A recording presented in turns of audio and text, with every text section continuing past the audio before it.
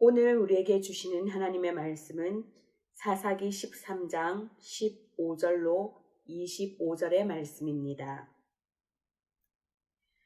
마노아가 여호와의 사자에게 말하되 고하옵나니 당신은 우리에게 머물러서 우리가 당신을 위하여 염소 새끼 한 마리를 준비하게 하소서 하니 여호와의 사자가 마노아에게 이르되 내가 비록 나를 머물게 하나 내가 내 음식을 먹지 아니하리라. 번제를 준비하려거든 마땅히 여호와께 드릴지니라 하니 이는 그가 여호와의 사자인 줄을 마노아가 알지 못함이었더라. 마노아가 또 여호와의 사자에게 말하되 당신의 이름이 무엇이니까? 당신의 말씀이 이루어질 때에 우리가 당신을 존귀히 여기리이다 하니 여호와의 사자가 그에게 이르되 어찌하여 내 이름을 묻느냐?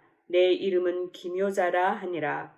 이에 마노아가 염소 새끼와 소제물을 가져다가 바위 위에서 여호와께 드리매 이적이 일어난지라. 마노아와 그의 아내가 본즉 불꽃이 제단에서부터 하늘로 올라가는 동시에 여호와의 사자가 제단 불꽃에 휩싸여 올라간지라. 마노아와 그의 아내가 그것을 보고 그들의 얼굴을 땅에 대고 엎드리니라. 여호와의 사자가 마노아와 그의 아내에게 다시 나타나지 아니하니 마노아가 그제서야 그가 여호와의 사자인 줄 알고 그의 아내에게 이르되 우리가 하나님을 보았으니 반드시 죽으리로다 하니 그의 아내가 그에게 이르되 여호와께서 우리를 죽이려 하셨더라면 우리 손에서 번제와 소제를 받지 아니하셨을 것이요 이 모든 일을 보이지 아니하셨을 것이며 이제 이런 말씀도 우리에게 이르지 아니하셨으리라 하였더라. 그 여인이 아들을 낳음에 그의 이름을 삼손이라 하니라. 그 아이가 자라매 여호와께서 그에게 복을 주시더니 소라와 에스다올 사이 마하네단에서 여호와의 영이 그를 움직이기 시작하였더라. 아멘. 이스라엘의 마지막 사사 삼손의 이야기입니다. 마노아의 가정에 자식이 없습니다. 자식이 없는 것은 소망이 없는 것입니다. 이렇게 말씀드리면 상처받는 가정이 있을 수 있습니다. 자식 없이 잘만 산다. 무슨 자식이 없으면 무자식 상팔자 말도 모르나. 상처 이렇게 자식이 없다고 소망이 없다고 단정 짓지 마라. 이렇게 말씀하실 수 있습니다. 그렇습니다. 현대는 자식의 의미가 얼마든지 확장될 수 있습니다. 입양도 가능하고요. 또 자녀가 아니더라도 다음 세대를 지원하고 양육하는 그런 멋진 일들을 하며 하나님이 원하시는 지상 명령을 잘 감당하는 가정들도 많이 있습니다. 그러나 지금 이 말씀의 배경은 고대 이스라엘 사회라는 점을 기억해야 합니다. 고대 사회에서 자식, 특별히 아들이 없다고 하는 것은 저주이고 살 소망이 끊어진 것이었습니다. 그런데 이제 여호와의 사자가 나타나서 아들을 낳을 것이라고 말합니다. 우리는 제3자의 입장이기 때문에 그리고 결론을 이미 알고 있지요. 그래서 결론을 알고 있기 때문에 그닥 감동도 없고 흥분도 되지 않습니다. 그러나 내가 마노아가 되고 또 마노아의 아내가 되면 이야기는 완전히 달라집니다. 소망이 없습니다. 자식이 없습니다. 공장은 돌아가야 되는데 자재가 없습니다.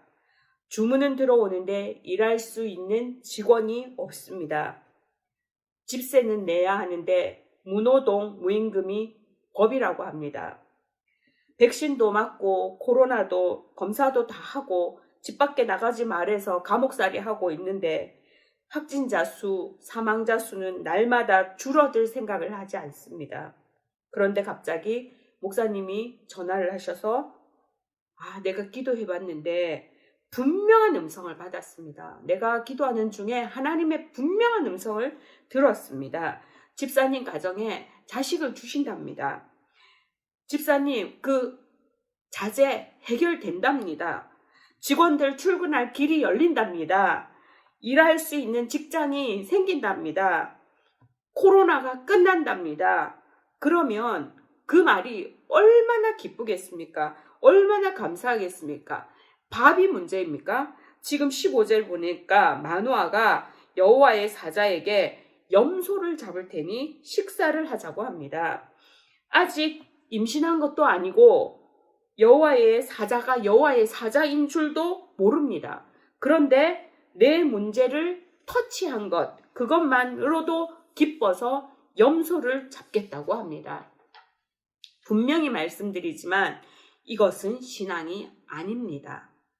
불신자들도요, 내가 당신을 위해서 기도하고 있습니다 하면 싫다는 사람 없습니다. 안 믿는 남편들도 자기를 위해서 또 그 가정에 어떤 문제를 놓고 내가 새벽 기도한다, 또 작정 기도한다 그러면요, 오늘 기도 안 해? 합니다. 내 문제를 알아봐주고 좋은 말만 해주는 사람에게 환대하는 것은 신앙이 아닙니다. 16절에 여호와의 사자가 마노아에게 말합니다. 안 먹는다. 안 먹는다. 네가 준비한 그 음식 나 먹지 않는다. 그러면서 감사를 하려거든 여호와께 하라 말합니다. 여호와께 드리라고 말합니다. 여기서 성경은 그가 여호와의 사자인 줄을 마노아가 알지 못함이었더라 라고 말하고 있습니다. 17절에 마노아가 여호와의 사자에게 이름을 묻습니다. 당신의 예언이 성취되면 당신을 존귀히 여기겠습니다 라고 합니다. 당신 말대로 우리가 아들을 낳으면 찾아서 감사를 표하겠다 이런 말이죠. 그랬더니 이제 여호와의 사자가 말합니다. 18절에 내 이름을 어찌하여 묻느냐, 내 이름은 기묘자다라고 말합니다. 이사야 9장 6절에 그의 이름은 기묘자라, 모사라, 전능하신 하나님이라 말씀합니다. 바로 예수 그리스도를 나타내는 말씀입니다. 그런데 여기에 쓰인 이 기묘자는 형용사형으로 쓰인 겁니다. 그래서 앞에 기묘자하고 조금 그 뜻이 달라요. 이해를 초월한 이런 뜻입니다. 자, 무슨 말입니까? 이름은 뭐 하려고? 이름 알아서 뭐 할래? 가르쳐주면 이해하나? 말해줘도 모른다 이런 말입니다. 맞습니다. 모릅니다. 하나님이 하시는 일을 우리가 어떻게 압니까? 하나님에 대해서 가르쳐주면 우리가 다 이해합니까? 마노아가 40일 금식 기도를 했습니까? 작정 기도를 했습니까? 철야를 했습니까? 무슨 구제 사업을 해서 내 집을 팔아서 어디다 갖다 바쳤습니까? 아무것도 한 게 없습니다. 내가 자식을 간절히 바라는 어떤 그 무엇인가를 한 것도 없습니다. 그런데 왜 하나님께서 이 마노아의 가정을 택하셨습니까? 모릅니다. 모르니까 인간입니다. 산다는 건 그런 것입니다. 다 안다면 재미없는 것이 인생입니다. 19절에 이에 마노아와 그의 아내가 여호와께 제사를 드리는데 이적이 일어납니다. 20절에 보니까 제단에서부터 불꽃이 나와서 그 제물과 여호와의 사자를 순식간에 휩쓸어서 하늘로 올라갑니다. 후리릭 해가지고 하늘로 올라간 거예요. 기묘합니다. 기절초풍할 일입니다. 그때서야 21절에 이 부부가 그가 여호와의 사자인 줄을 압니다. 여호와께 예배할 때에 하나님의 역사가 나타나고 미련한 눈이 열려서 하나님을 깨닫게 되는 것입니다. 22절에 마노아가 야 이제 큰일 났다. 우리가 하나님을 보았으니 죽겠다 합니다. 그때 지혜로운 아내가 가만히 있어봐라. 여보 조용히 해봐. 자, 여호와께서 우리를 죽이셨을 거면 우리 제사를 받으셨겠는가? 우리에게 이적을 보이셨겠는가? 아들 낳겠다 말씀을 하셨겠는가? 자, 그러면서 이제 이 한 절 사이에 10달이 흘러서 23절과 24절 사이에 이제 10달의 시간이 흘러서 24절에 아들 삼손을 낳습니다. 삼손은 히브리어로 태양이라는 뜻입니다. 자, 장장 40년 동안 블레셋에 고통당하는 이스라엘을 구원할 광명을 주신 것입니다. 그 아이가 자라매 여호와께서 복을 주셨다고 말씀합니다.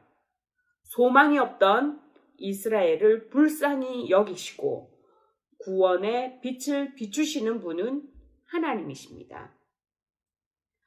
살리시는 분도 하나님이시고 죽이시는 분도 하나님이십니다. 우리는 그분을 이해할 수 없습니다. 그분 앞에 다만 예배할 때 우리의 예배를 받으시고 우리에게 이적을 베푸시고 우리에게 음성을 들려주시며 삼손을 보내주시는 분입니다.